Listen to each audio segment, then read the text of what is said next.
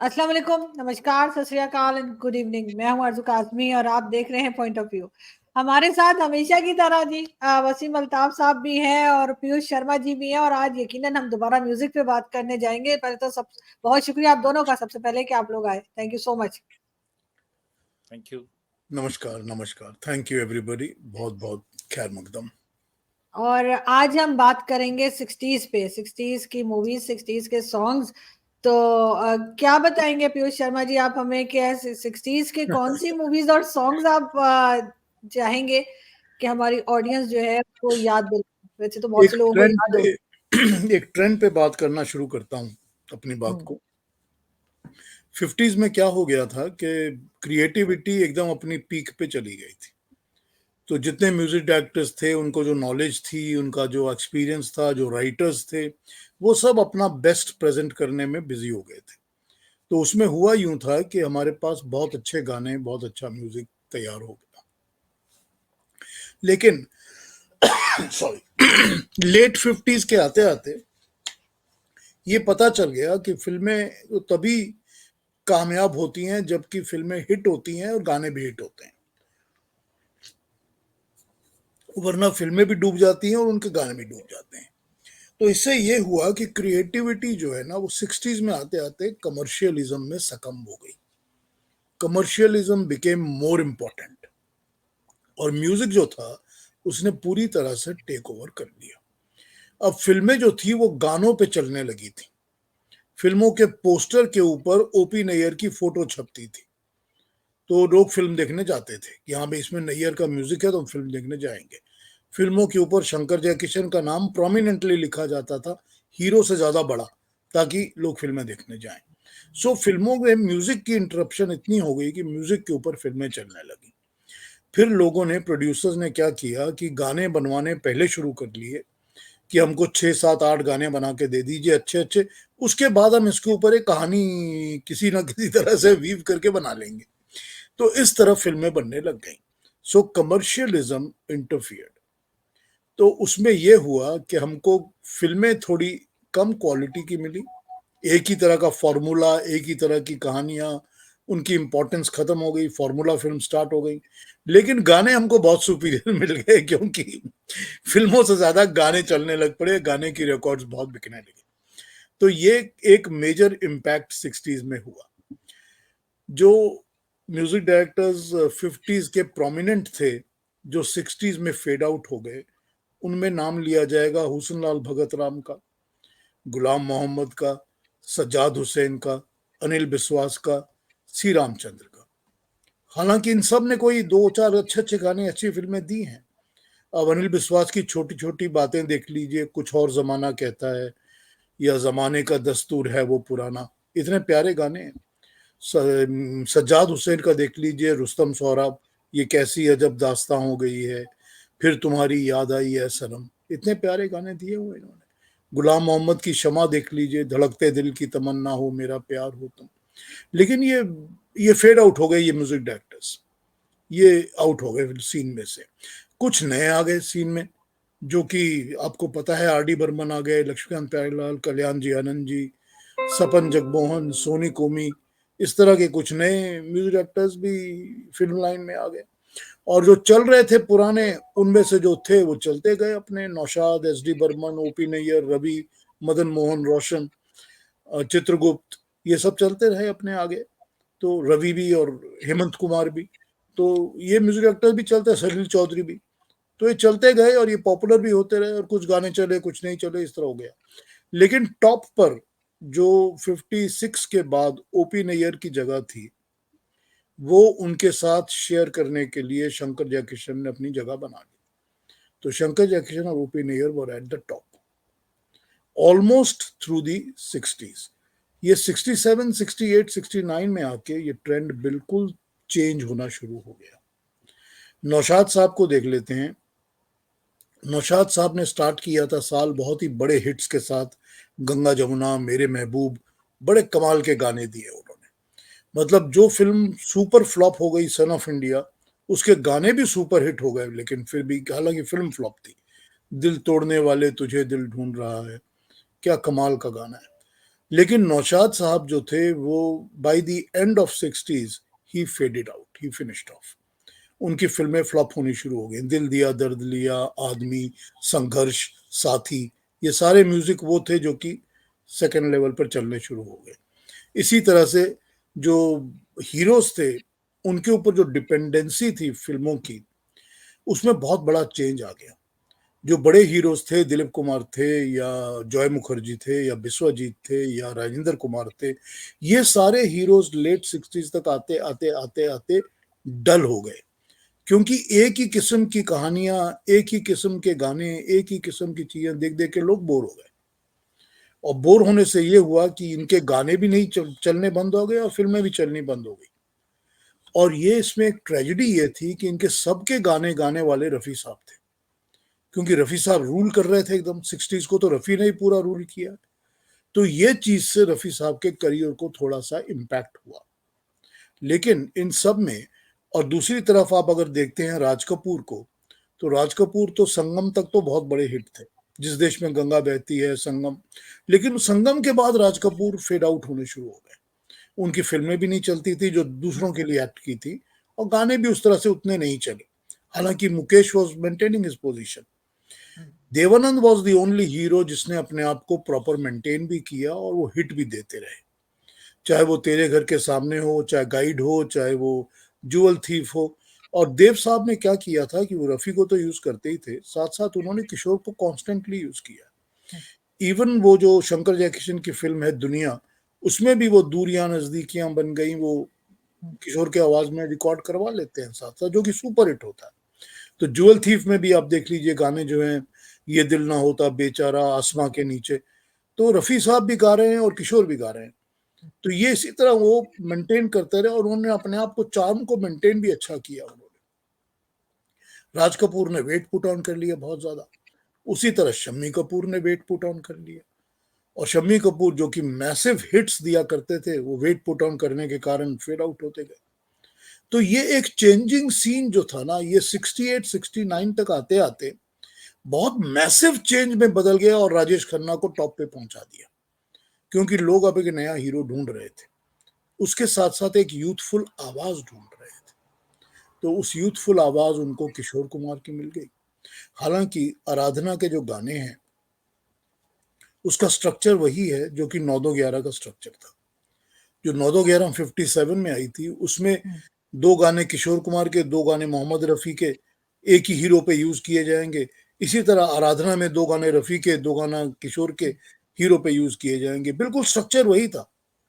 लेकिन क्योंकि पब्लिक की इमेजिनेशन में वो नया हीरो आ गया और उसके साथ रूप तेरा मस्ताना और मेरे सपनों की रानी बैठ गई, तो फिर किशोर कुमार और राजेश खन्ना का जमाना शुरू हो गया। बल्कि सर हाँ, किशोर कुमार साहब का मैं कहूंगी कि उनके जो बेस्ट सॉन्ग्स हैं वो शायद देवानंद साहब और राजेश खन्ना जी के ऊपर ही हैं। सबसे ज्यादा सॉन्ग अमिताभ बच्चन जी के हिस्से में बहुत कम ऐसे सॉन्ग्स आए जैसे हम कहें कि बहुत यादगार किस्म के सॉन्ग्स हैं, वरना ज्यादातर तो किशोर कुमार जी और देवानंद जी के ऊपर ही हमने देखे हैं। लेकिन म्यूजिक जो था ना, दैट वाज द किंग। तो म्यूजिक के ऊपर बेस करके ही फिल्में बनती थी और म्यूजिक के कारण फिल्में मैं आपको बताता हूँ, मुझको शक्ति सामंत ने ये बात मुझे बताई थी। शक्ति सामंत ने मुझे कहा कि आराधना के रिकॉर्ड सेल, म्यूजिक सेल, सिर्फ रिकॉर्ड सेल, कहते हैं आराधना के रिकॉर्ड और म्यूजिक सेल से मैंने जो पैसा कमाया था उससे मैंने अगली 5 फिल्में प्रोड्यूस की हैं। इतना पैसा मैंने सिर्फ रिकॉर्ड से कमा लिया था कि 5 फिल्में अगली मैंने आराधना के रिकॉर्ड्स की सेल से प्रोड्यूस की है। तो म्यूजिक जो था ना वो किंग बन गया था। अब उसी तरह से आप जो गाने हैं उन जमाने के, वो आज भी हमको अच्छे लगते हैं। अब परफेक्शन जो था ना वो एक हो गया, लिरिक्स में भी परफेक्शन आ गया। हालांकि मजरू साहब, साहिर साहब, शकील बदायूनी ये रूल कर रहे थे, ये टॉप पर थे, मगर इनको फिल्म के गाने कैसे परफेक्शन के साथ लिखने हैं, इस चीज का एक पूरा इम्पैक्ट इंडस्ट्री में आ गया था। और उसके साथ साथ फिर by the time of end of 60s आनंद बख्शी आ गए फिल्म सीन में, तो वो बहुत इंपॉर्टेंट टेक लेकर आए। उनका तो एक्सपर्टीज ही था कि मैं फिल्मी गाने ही लिखता हूँ बहुत अच्छे। तो फिल्मों के लिए लिखना और पोएट को अलग तरीके से लिखना, तो उसमें बहुत फर्क है दोनों अच्छा चीजों में। सर, ये बताइए अब 1961 में एक नए म्यूजिक डायरेक्टर आए R.D. बर्मन, और उन्होंने फिल्म छोटे नवाब में म्यूजिक दिया, और बहुत कमाल का म्यूजिक है छोटे नवाब का। बहुत अच्छा म्यूजिक है जी। और आप ये देखिए कि पहला जो उनका गाना हिट हुआ, घर आजा घेर आए बदरा सांवरिया, वो राग मालगुंजी में बनाया गया, जिसमें बहुत कम गाने बनाए गए हैं। यानी एक म्यूजिक डायरेक्टर जिसके बारे में आमतौर पे समझा जाता है कि उसने वेस्टर्नाइज्ड म्यूजिक दिया, उसका पहला हिट सॉन्ग एक रेयर राग पे बेस्ड था, क्लासिकल राग पे। लेकिन उनको रिकग्नाइज करने में यानी फिल्म इंडस्ट्री को तकरीबन 8-9 साल लगे। यानी उसके बाद 61 के बाद 65 में भूत बंगला आई, फिर दरमियान में कुछ पति पत्नी, और वो पति पत्नी एक फिल्म थी, फिर चंदन का पलना, बहारों के सपने। लेकिन फिर उनको 69 की जो फिल्म थी उससे रिकग्निशन मिली, तीसरी मंजिल, 66 में। तो ये यानी बहरहाल एक वक्त तो लगा इसमें, यानी उनको रिकग्निशन, यानी 5-6 साल तो लगे इसमें। तो ये मतलब देखिए, काफी काम करना पड़ता है आपको नहीं, वसीम रिकग्नाइज। साहब, ऐसा है कि 61 में जब R.D. बर्मन आए थे, तो उस वक्त आप ये देखिए 1 मिनट कि शंकर जयकिशन, ओपी नैयर, S.D. बर्मन बिल्कुल रूल कर रहे थे। रवि, हेमंत कुमार, इनके गाने इतने सुपर हिट गाने थे इनके सबके, कि उसके साथ मुकाबले में खड़े होना बहुत मुश्किल था। तो R.D. बर्मन को तो ये समझ आ गया था कि मुझको मुकाबले में खड़े होने के लिए अपनी एक आइडेंटिटी बनानी पड़ेगी अलग। ये आइडेंटिटी उन्होंने तीसरी मंजिल में बनाई, और तीसरी मंजिल में जो उन्होंने, अब आप एक चीज देखिए, नोटिस करिए, तीसरी मंजिल में उन्होंने जो बासा नोवा का इम्पैक्ट डाला वेस्टर्नाइज का, इतना इतना इतना ज्यादा मैसिव उसका इफेक्ट पड़ा कि उसके 1 साल के बाद जय किशन जब इवनिंग इन पेरिस बनाते हैं तो उसी पैटर्न को कॉपी करते हैं। फिर 2 साल बाद जब वो प्रिंस का म्यूजिक बनाते हैं, बदन पे सितारे लपेटे हुए, फिर वो उसी R.D. बर्मन के पैटर्न को ही कॉपी। अब अगर जय किशन R.D. बर्मन के पैटर्न को कॉपी कर रहे हैं तो इससे बड़ा सक्सेस R.D. बर्मन के लिए क्या हो सकता है। तो ये जो 66 में R.D. बर्मन ने इम्पैक्ट किया ना तीसरी मंजिल से, उसके बाद जो पूरी फिल्म का म्यूजिक पैटर्न था ना, वो एक तरह से चेंज हो गया, जैसे आराधना से भी पूरा म्यूजिक पैटर्न 70s का चेंज हो गया। तो ये जो चीजें हैं इम्पैक्ट, लेकिन ये एक हमको समझ में आती है बात, हालांकि अच्छी फिल्में बहुत सारी हैं, लेकिन हमको ये समझ में आ जाता है कि म्यूजिक वाज द बेसिक हमारी फिल्मों के लिए। हालांकि 50s में भी उसी तरह बहुत अच्छा म्यूजिक था। 50s में स्टोरी लाइंस अलग अलग थी, लेकिन 60s तक आते आते हम फॉर्मूला में फिट हो गए थे। क्या बोल रही हैं? एक चीज सर मैं ये भी कह रही थी कि एक टाइम ऐसा भी था जब कलर्ड और ब्लैक एंड व्हाइट मूवीज दोनों ही बना करती थी। मतलब अगर हम देखें तो उसी साल की कोई फिल्म देखें तो ब्लैक एंड व्हाइट होती है, और सेम उसी साल की फिल्म जो है वो कलर्ड भी है। ऐसा क्यों हो रहा होता था? वो 60s, ऑल थ्रू 60s ऐसा ही चल रहा था, क्योंकि 60s वंस में देखिए हमारा सारा तो रॉ स्टॉक इंपोर्टेड था। तो कभी कभी गवर्नमेंट की ड्यूटीज बहुत हाई होती थी, कभी रॉ स्टॉक की प्राइसेस बहुत हाई होती थी। तो मुझे याद नहीं आ रहा कि किससे मैं बात कर रहा था, प्रोड्यूसर थे बंगाली फिल्मों के। बंगाली फिल्में तो 74, 75, 76 तक ब्लैक एंड व्हाइट ही बन रही थी। तो हालांकि हिंदी फिल्में जो थी वो 60s के बीच में आके चेंज हो गई, पूरी कलर बनने लग गई। वो बता रहे थे कि हमने तब चेंज किया था जब ब्लैक एंड व्हाइट और कलर के रॉ मटेरियल का प्राइस एक ही हो गया। तो लेकिन तब तक कलर फिल्मों का प्राइस, कलर रॉ मटेरियल का प्राइस ज्यादा था, तो इसलिए प्रोड्यूसर्स कुछ अफोर्ड नहीं कर सकते थे तो नहीं मंगाते थे, तो ब्लैक एंड व्हाइट में बना लेते थे। एक मूवी थी ना सर, खामोशी, सॉरी सर आपकी बात, एक मूवी थी खामोशी, और राजेश खन्ना जी, और वो थी वहीदा रहमान। और जब मैंने उसका सॉन्ग देखा था, वो ये शाम फिर इस तरह से था, अजीब थी वो शाम भी हाँ, अजीब। वो बड़ा खूबसूरत गाना है, बहुत खूबसूरत गाना। तो मैंने उस सॉन्ग की वजह से पूरी मूवी देखी कि भाई क्या थी। तो वो ब्लैक एंड व्हाइट थी, हालांकि उससे पहले कलर्ड भी आ रही थी। तो मैंने कहा पता नहीं ये ब्लैक एंड व्हाइट इन्होंने क्यों बना दी। लेकिन खैर वो मूवी तो मुझे इतनी नहीं अपील करी, या कह लीजिए मेरा टेस्ट खराब है, लेकिन ये कि मुझे सॉन्ग बहुत अच्छा लगा था। नहीं, ये उस वक्त तक यही था ना कि क्योंकि उसका रॉ स्टॉक का प्राइस बहुत महंगा था कलर फिल्मों का, तो जो अफोर्ड कर सकते थे प्रोड्यूसर्स वो मंगवाते थे। और फिर बीच में आपने ऐसी फिल्में भी देखी होंगी जिसमें 2 रील कलर्ड थी, 4 रील कलर्ड थी, बाकी ब्लैक एंड व्हाइट थी, ये भी होता रहता था। तो वो कलर आने तक, वो 60s के बीच में ये दौर हमारा पूरा चलता रहा। तो 60s के बाद कलर ब्लैक एंड व्हाइट फिल्में कहा जा सकता है ऑलमोस्ट खत्म हो गई। अच्छा सर, आपने कहा कि 50 60s में बहुत सी फिल्में सिर्फ इस वजह से कामयाब हुई कि म्यूजिक बहुत अच्छा था। फिल्मों में इतनी जान नहीं थी लेकिन म्यूजिक बड़ा जानदार था। लेकिन आप देखिए कि जो मेरा नाम जोकर फिल्म थी राज कपूर की, उसके बहुत खूबसूरत गाने थे जितने भी थे, लेकिन फिल्म बुरी तरह फ्लॉप हो गई। इसकी क्या वजह थी? वो तो 70s की फिल्म है, सॉरी, लेकिन बात कर ले 69 अभी। 69 70 69 में आई। नहीं, 71 की फिल्म है। अच्छा, ठीक, 71 की फिल्म है। ओके। देखिए, मेरा नाम जोकर के फ्लॉप होने का कारण ये है, नंबर 1 कि राज कपूर की जो शेप एंड साइज थी वो बिगड़ चुकी थी। वो हीरो लग नहीं रहे थे, उम्र लग रही थी उनकी। तो रोज उन लोग उनको हीरो की तरह एक्सेप्ट करना चाहते नहीं थे। उनकी पुरानी फिल्में, उसके 2 3 साल पहली फिल्में जो थी, दीवाना है या दुल्हा दुल्हन है या अराउंड द वर्ल्ड है, ये सब फिल्में फ्लॉप हो गई थी क्योंकि राज कपूर एक्सेप्टेड नहीं थे। फिर ये फिल्म क्रिएटिवली बहुत अच्छी थी, कहानी अच्छी थी, स्टोरी अच्छी थी, लेकिन दूसरी बात यह थी कि फिल्म इतनी लंबी थी कि लोग बोर हो जाते थे। कि 3 स्टोरीज को उसने ज्वाइन किया और उस फिल्म के अंदर 2 इंटरवल्स थे। तो पहले पार्ट के बाद एक इंटरवल, दूसरे पार्ट के बाद दूसरा इंटरवल, फिर 4 घंटे की फिल्म।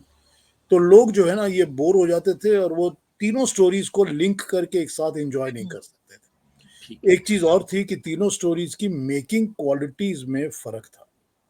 जो राज कपूर की एक्सपर्टीज पहले पार्ट में थी, वो तीसरे पार्ट में बहुत कॉम्प्रोमाइज हो गई थी।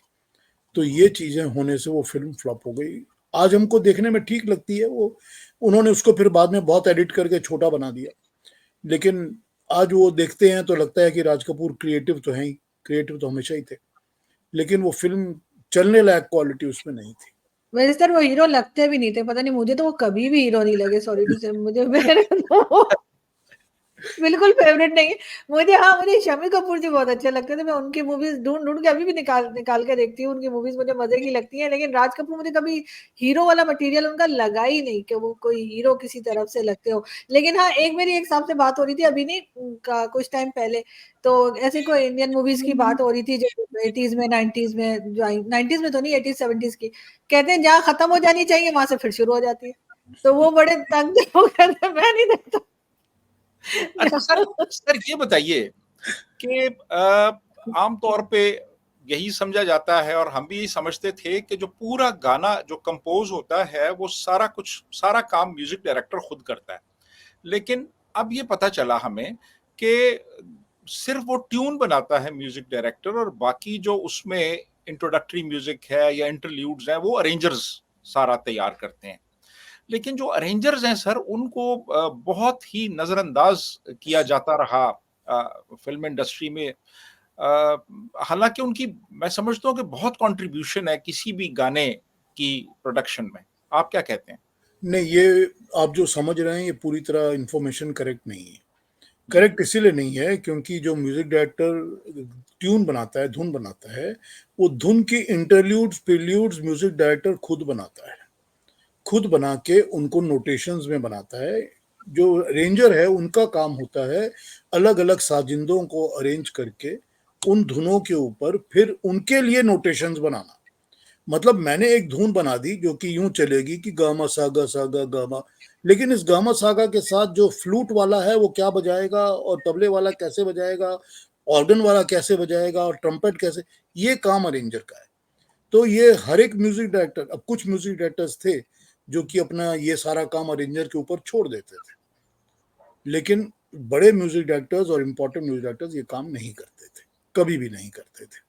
अब आपको ये पता होना चाहिए कि लक्ष्मीकांत प्यारेलाल जिन्होंने शंकर जयकिशन के अंडर में साजिंदों की तरह काम किया है, और फिर कोई 8 या 10 फिल्में कल्याण जी आनंद जी के हैं जिसमें वो असिस्टेंट म्यूजिक डायरेक्टर थे, और 2 फिल्में आर डी बर्मन की हैं जिसमें असिस्टेंट म्यूजिक डायरेक्टर थे लक्ष्मीकांत छोटे प्यारेलाल। नवाब में भी वही थे। हाँ, लक्ष्मीकांत प्यारेलाल थे। लक्ष्मीकांत प्यारेलाल की ये खूबी थी कि वो एज एन अरेंजर पूरा काम खुद कर सकते थे। तो ये कहा जा सकता है कि कोई कल्याण जी आनंद जी की फिल्म होगी जिसमें उन्होंने कहा होगा कि चलो आप ही पूरा कर लो जो भी अरेंज करना है, तो ये हो सकता है, लेकिन सब अरेंजर्स का ये काम नहीं हुआ करता था। अब ये आप बोल सकते हैं कि आर डी बर्मन के लाइफ के लेटर हाफ में बासु मनोहरी जो थे वो बहुत इम्पोर्टेंट अरेंजर बन गए थे, और आर डी बर्मन काफी खुली छूट भी देते थे अपने सारे साजिंदों को कि जो मर्जी बजाओ दिखाओ।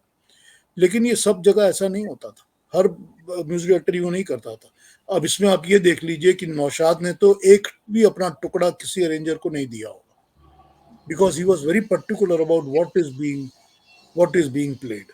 उसी तरह बर्मन ने भी कभी नहीं दिया होगा। बर्मन ने सारे गाने खुद, सारे इंटरल्यूड्स खुद बनाए, क्योंकि वो इंटरल्यूड्स में बहुत ज्यादा इंपॉर्टेंस देते थे।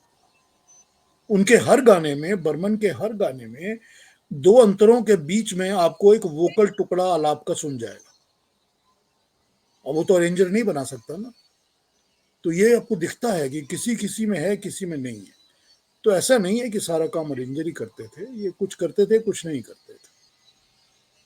ओके। तो पहले सैड सॉन्ग बहुत बनते थे ना? जी जी, सॉरी। लक्ष्मीकांत प्यारेलाल में जनरली जो कंपोजिशंस बनाते थे, ट्यून्स बनाते थे, वो लक्ष्मीकांत थे और प्यारेलाल प्राइमरीली अरेंजर थे मोस्टली जी। लेकिन शंकर जयकिशन में दोनों ट्यून्स बनाते थे। जी शंकर भी बनाते थे, जयकिशन में, दोनों अलग अलग बनाते थे जी। लेकिन दोनों रिकॉर्डिंग के समय उसका एक कॉम्बिनेशन बना लिया अच्छा करते थे। सर, क्या ये सही है कि शंकर जयकिशन जो थे वो पहले इकट्ठे मिलके एक गाने में कंट्रीब्यूट करते थे, फिर ये हुआ कि उन्होंने अलग-अलग एक फिल्म में गाने बनाने शुरू कर दिए, और फिर ये हुआ आखिर में कि वो नाम तो शंकर जयकिशन का इस्तेमाल कर रहे थे, लेकिन वो किसी फिल्म में शंकर म्यूजिक दे रहे थे, किसी में जयकिशन म्यूजिक दे रहे थे, ऐसे भी हुआ। देखिए ऐसा था कि जब शुरू में थे, अब आप 1950 49 50 ले लीजिए, तो उनके हाथ में एक फिल्म थी या दो फिल्म थी। तो एक फिल्म जब इंसान के हाथ में होती है तो सारा दिन बैठे बैठे दोनों इकट्ठे बैठ के ही सारा काम करेंगे ना, क्योंकि फुर्सत बहुत ज्यादा है और काम बड़ा करना पड़ेगा, दिखाना पड़ेगा अपने आप को। लेकिन जैसे उनकी मसरूफियत बढ़ती गई तो ये हुआ कि भाई तू कुछ ट्यून्स बना ले, मैं कुछ ट्यून बनाते हैं, फिर दोनों बैठ के एक साथ उसको इंटरेक्ट करके चेंज करके सेलेक्ट कर लेंगे। तो ये एक साथ, उसके बाद इनके पास दो लिरिसिस्ट थे, हसरत भी थे और शैलेंद्र भी थे। तो एक के वर्ड्स के साथ तू बैठ जा, दूसरे के साथ मैं बैठ जाता हूँ, इस तरह का इनका अरेंजमेंट शुरू हो गया। फिर इनके पास पॉपुलैरिटी इतनी बढ़ गई और म्यूजिक का काम इतने, हर साल 3-4 फिल्में, 5-5 फिल्में आने लग गई, और जब 5 फिल्में 6 फिल्में और हर एक फिल्म सुपर हिट हुआ करती थी, तो डिमांड इनके पास। अब प्रोफेसर फिल्म जो थी, प्रोफेसर फिल्म के लिए लेक टंडन इनके पास गए कि मुझको म्यूजिक चाहिए। शंकर उनको अपने ऊपर लेके गए, अपने कमरे में, रिकॉर्डिंग कमरे में जाके उन्होंने 9 गाने उनको 2-3 घंटे के अंदर ही 9 गाने दे दिए कि ये ले जा तू अब फिल्म बना। अब 3 घंटे में लेक टंडन के पास 9 गाने तैयार हो गए। अब वो फिल्म की स्टोरी लिखवा रहे अबरार अलवी से कि ये बनाओ, ऐसे करो, ये सिचुएशन, ये बनाते हैं, वो बनाते हैं। गाने तो पहले ही मिल गए थे। तो ये जो गाने बनाते थे ना, तो ये सच है कि बाद में अराउंड द वर्ल्ड जैसे फिल्म थी वो पूरी शंकर ने दी है, ठीक है। प्रिंस जो फिल्म है वो पूरी जयकिशन ने दी हुई है, लेकिन सर उसमें कोई इख्तलाफात भी हो गए थे इनमें। सर कोई इख्तलाफात भी हो गए थे इनमें। नहीं, वो बहुत ज्यादा नहीं था, ऐसा कुछ नहीं था कि कोई प्रॉब्लम्स हो। ये तो होता ही है कि भाई तुम भी बिजी हो, मैं भी। एक चीज और नोटिस करिए, आपको बताता हूँ, मतलब कोई मैं बुरी बात नहीं करना चाहता। जयकिशन जो थे वो उठते ही थे लगभग 11:30, 12, 12:30 के आसपास।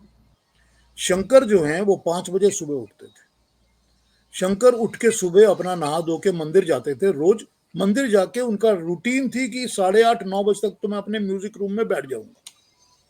9 बजे अपने म्यूजिक रूम में बैठते थे, पूजा पाजा करके, और अपना काम शुरू करते थे। जयकिशन जो थे वो रात को गेलॉर्ड में बैठ जाते थे, कभी शमी कपूर साथ बैठे हैं, कभी कोई बैठा है, और रात को 11, 12, 1 बजे तक दारू और शराब चलती रहती थी। तो दोनों के लाइफस्टाइल में बहुत फर्क था, और लाइफस्टाइल में फर्क होने से ये होता था कि भाई अब मैं 9 बजे से अपने कमरे में तो कॉम्पोजिशन बना रहा हूँ ना, हाँ, तो तुमने आने 1 बजे, तुम्हें अपना 1 बजे से लेके जो बनाना शुरू करोगे वो तो ये तो एक मुख्तलिफ उनका अंदाज अलग था ना, लाइफस्टाइल अलग था।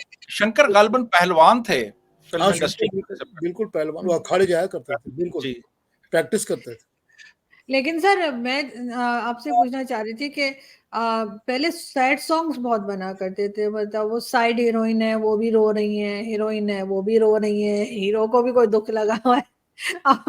अब ऐसा नहीं है। तो मैं एक बार अपने घर में बात कर रही थी कि इतना लोग इतने उदास रहते थे, तो उन्होंने कहा इसलिए कि आम लाइफ में लोग बहुत खुश रहते थे, अभी उल्टा हो गया, अभी लाइफ में जो है लोग बड़े टेंस रहते हैं, कभी क्या हो गया, कभी ये हो गया वो गया। तो अब जो मूवीज आती हैं तो वो इस किस्म की नहीं आती है कि जिसमें बहुत ज्यादा टेंशन हो या टेंस हो। ठीक है, अंडरवर्ल्ड की होगी तो होगी, अदरवाइज जो है वो लोग थोड़ा सा लाइटर मूड में मूवीज देखना पसंद करते हैं। पहले लोग कॉमेडी मूवीज इतना नहीं देखते थे, वो एक्टर भी अलग ही होते थे जो इस तरह की मूवीज में काम करते थे।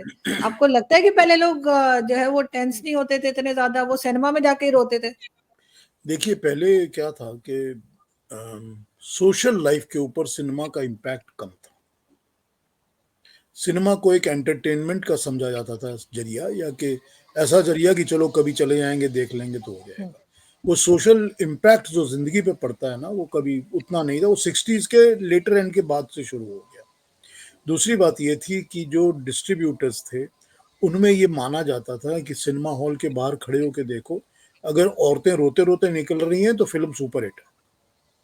तो सारे आएंगे, वो सब कहेंगे हाँ भाई चलो बहुत अच्छा लगा फिल्म देखे, बड़ा रोए, बड़ा मजा आया, सब जाती थी देखने के। तो ये एक पैमाना था कि चलो अगर रोती हुई औरतें निकल रही हैं तो फिल्म सुपर हिट है। तो ये गाने उस तरह के बनते थे। अब तो गानों में सैड सॉन्ग बनाने की गुंजाइश ही नहीं है, कोई बनाता अच्छा ही नहीं है, खत्म ही हो गया पूरा। अच्छा सर, ये बताइए कि मैंने एक जगह पढ़ा कि राज कपूर जो थे ना, वो उनके पास बहुत से रिकॉर्ड्स थे और बाहर जब जाते थे वो तो बहुत से रिकॉर्ड्स खरीद के ले आते थे, इंग्लिश के और दूसरे ईस्टर्न यूरोपियन कंट्रीज के। वो फिर ये शंकर जयकिशन को देते थे कि ये गाना सुनो और मुझे इस तरह का गाना चाहिए। तो बहुत से ऐसे गाने शंकर जयकिशन ने कंपोज किए जो कि एक्चुअली वेस्टर्न सॉन्ग्स पे बेस्ड थे। तो आप क्या कहेंगे इस बारे में? ये बिल्कुल सच है आपने जो कहा, ये राज कपूर तो करते ही थे, लेकिन ये सभी किया करते थे। मतलब शम्मी कपूर जाते थे, वो भी लेके आते थे, किशोर कुमार भी बाहर के गाने सुनते थे, उनको कॉपी करते थे, सभी ये किया करते थे। सुरैया जो थी वो इजिप्ट में से उन्होंने एक रिकॉर्ड पिक किया था जो उनको बहुत अच्छा लगा, तो लेकर आई और उन्होंने वो ट्यून हुस्न लाल भगत राम को भी सुनाई और नौशाद को भी सुनाई। नौशाद साहब ने उसको बना लिया उड़न खटोला में, और हुस्न लाल भगत राम ने शमा परवाना में यूज कर लिया। तो दोनों ने उस गाने को यूज किया हुआ। अब ये जो तो गाना कौन सा गाना था ये? शामे बहार आई करके सिंगार लाई, ओके, वो हुस्न लाल भगत राम का गाना है, शमा परवाना का। और इसका गाना उड़न खटोले का गाना है, वो उड़न खटोले वाले हाँ, दिल का सलाम ले जा, मेरा सलाम ले जा, पैगाम ले जा। मेरा पैगाम ले जा। जी या जी ये नौशाद ने बनाया और वो हुस्न लाल ने बनाया। तो ये एक ही रिकॉर्ड था, वो सुरैया ने दोनों को सुनाया था। तो जो भी बाहर जाता था वो कुछ रिकॉर्ड और गाने तो उठा के लाता ही था कि चलो ये सुनाओ, ये बनाएंगे। तो ऐसा होता ही था हमेशा। ये तो सर हर जगह होता है सर, ये तो हर जगह होता है। हमारे यहाँ वो हमारे एक बड़े अच्छे आर्टिस्ट हुआ करते थे, उमर शरीफ साहब, कहते थे, हम एक शो में इंटरव्यू दे रहे थे तो वो कहने लगे कि पाकिस्तान की एक फिल्म जो है वो इंडियन 5 फिल्मों के बराबर है। किसी ने कहा वो कैसे? कहते हैं हम उनकी 5 फिल्में उठा के एक पिक्चर बना देते। अच्छा सर, एक चीज और जो सुनने में आई कि एक साहब कह रहे थे जी कि कल्याण जी आनंद जी जो थे वो ठेकेदारी करते थे। अब वो कैसे? मैंने पूछा वो कैसे? कहते हैं कि वो ये करते थे कि किसी को कह दिया ये गाना बना दो, किसी को म्यूजिक दे दिया, किसी को अरेंजमेंट दे दी, किसी से गाना ले लिया, तो वो इस तरह डिस्ट्रीब्यूट करके और फिर उसके बाद वो इस तरह से वो म्यूजिक देते रहे फिल्मों में। तो ये दुरुस्त है? नहीं, कल्याण जी के अगर आप असिस्टेंट देखेंगे ना जी, तो उनकी फिल्मों में ये लिखा ही होता था कि music conducted by Babla, orchestration and arrangement done by Frank Ferdinand. इस तरह उन्होंने 3 जय कुमार पार्टे का अलग नाम था। ये 3 उनके प्रोमिनेंट थे जिनकी उन्होंने अलग अलग रिस्पॉन्सिबिलिटीज तय की हुई थी। तो ये तो उनका अपना स्टाइल था कि हम इसी तरह म्यूजिक बनाते हैं, ये जिसकी रिस्पॉन्सिबिलिटी है वो वही काम करता है। तो ये तो उन्होंने किया ही हुआ था। लेकिन आप एक चीज देखेंगे कि अगर उनके इंटरल्यूड म्यूजिक को सुनना शुरू करिए, आप शुरू कर लीजिए, सारे 60s को सुन लीजिए, 70s को सुन लीजिए, उनके इंटरल्यूड म्यूजिक को सुन के ही पता चल जाता है आपको कि ये कल्याण जी का वही इंटरल्यूड है, एक ही। तो वो उनका अपना स्टाइल तो था ही ना। अच्छा सर, ये लक्ष्मीकांत प्यारेलाल जो थे, ये इनको पारसमणि फिल्म और उसके बाद फिर दोस्ती खास तौर पे, इनसे एकदम एक बहुत बड़ा बूस्ट मिला इन फिल्मों को। Super boost. तो ये कैसे हुआ, यानी क्या खास बात थी इन फिल्मों के म्यूजिक में? म्यूजिक तो बहुत मनोहर है ना, सुनने में बहुत अच्छे लगते हैं ना गाने आपको। पारस मनी के जो गाने हैं बहुत हंसता प्यारे हुआ लगते हैं। नूरानी चेहरा, हाँ वो जब याद आए, बहुत हाँ याद आए। बिल्कुल, आप जब याद आए बहुत याद आए, सलामत रहो सलामत रहो, और जी। दोस्ती के गाने, जाने वालों जरा मुड़ के देखो मुझे, कितने तो प्यारे गाने हैं। ये कोई तो नया ये ट्रेंड? था, इनके साथ ये था कि देखिए पारस मनी में इनको ब्रेक मिला था बिकॉज ऑफ देयर बीइंग, वो ज्वाइन करके एक म्यूजिक देना चाहते थे, इस चीज को 4 साल से ट्राई कर रहे थे। लक्ष्मीकांत ने आर डी बर्मन को कहा था कि मैं और तुम मिलके एक टीम बना लेते हैं, लेकिन और आर ये डी सर बर्मन ने, प्यारे लाल और आर डी बर्मन की जोड़ी भी बनते बनते रह गई थी। हाँ तो ये उन्होंने कोशिश की थी ना, लेकिन ये फिर उसके बाद फिर प्यारेलाल और लक्ष्मीकांत ने कहा चलो हम मिलके काम करते हैं, इस तरह उन्होंने शुरू किया और फिर प्रोड्यूसर्स को अप्रोच करते रहे। तो छलिया जो था इनका, वो आपको पता होगा गाना है रफी साहब का गाया हुआ, तेरे प्यार ने मुझे गम दिया, तेरे गम की उम्र दराज हो। तो वो गाना जो था वो रफी साहब का पहला गाना रिकॉर्ड हुआ था जो लक्ष्मीकांत प्यारेलाल ने रिकॉर्ड करवाया था। अब उस गाने बिल्कुल की रिकॉर्डिंग, जी। हाँ जी, हाँ जी जी, आप बता रहे थे, तो उस फिर गाने कंप्लीट की करिए। रिकॉर्डिंग से पता चलता ये है कि इनको वो फिल्म ऐसी मिली थी जो कि फिल्म का पता भी नहीं था बनेगी कि नहीं बनेगी। तो वो इस तरह की अप्रोच कर करके इन्होंने कई प्रोड्यूसर्स के साथ मिल मिल के, और कई दूसरी बार एक और चीज थी कि जो नए उस वक्त दाखिल होते थे उनकी फीस बहुत कम होती थी, पैसे उनको मिलते ही नहीं थे। तो सर कई बार ऐसे भी हमने पढ़ा कि कुछ सॉन्ग्स बन गए और फिल्म में जगह नहीं थी तो फिर जबरदस्ती में वो सॉन्ग डाले गए और वो फिर बहुत हिट हुए।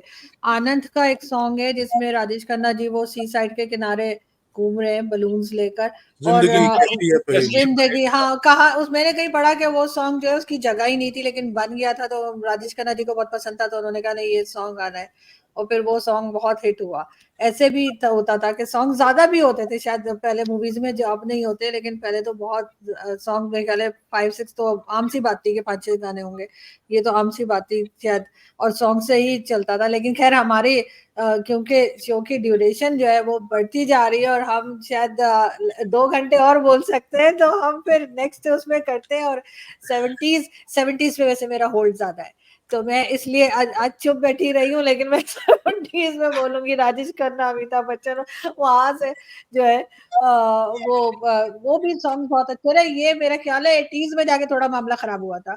तो सॉन्ग्स का या मूवीज का एक जमाने में मैंने ये भी पढ़ा है कि 80s के कुछ साल ऐसे थे जिसमें फिल्म फेयर अवार्ड्स भी नहीं हुए, इसलिए कि इतनी बोगस फिल्में बनी कि फिल्म फेयर अवार्ड वालों ने कहा कि रहने ही देते हैं भैया, किसको अवार्ड दे। तो मेरे ख्याल है 2-3 साल जो है वो सर अभी शायद हम बता पाएंगे कि 2-3। आरजू, एक एक मेरा सवाल मेरे ज़हन में आ रहा है, मैं पूछ लूँ अगर आप इजाज़त जी दें? जी जी जी सर देखिए, ये 65 में गाइड आई थी और गाइड के सारे गाने सुपर हिट थे। जी। और दूसरी फ़िल्म जो थी वो थी सूरज। सूरज के गाने भी 1-2 अच्छे गाने थे। तो फ़िल्म फेयर अवार्ड हर कोई एक्सपेक्ट कर रहा था कि एस डी बर्मन को मिलेगा गाइड पे, लेकिन सूरज को मिल गया।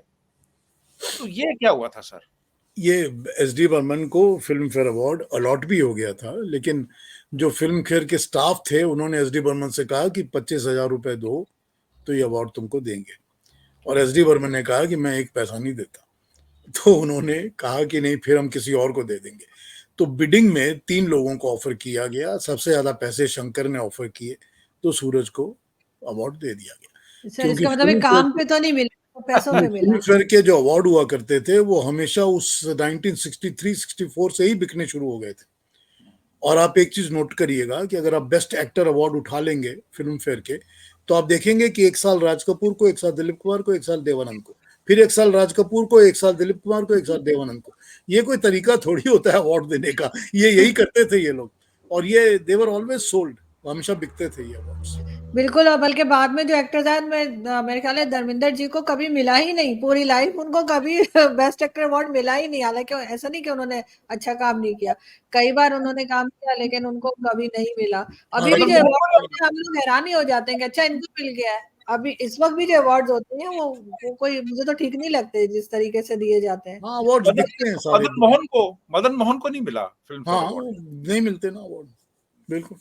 वो लेकिन कौन थी, आपने ठीक याद दिला दिया, वो कौन थी और मेरा साया, दोनों के लिए उनको ऑफर किया गया था कि इतने पैसे दो तो अवार्ड देंगे, मदन मोहन साहब ने भी मना कर दिया। लेते ही नहीं है, उन्होंने तो कहा मुझे चाहिए ही नहीं है, वो भी शायद इसीलिए उन्होंने सोचा हाँ, होगा वही पैसा कहीं और लगा दें तो बेहतर है। हाँ, वो लेकिन नहीं ऐसे करते थे, बर्मन भी नहीं करते थे।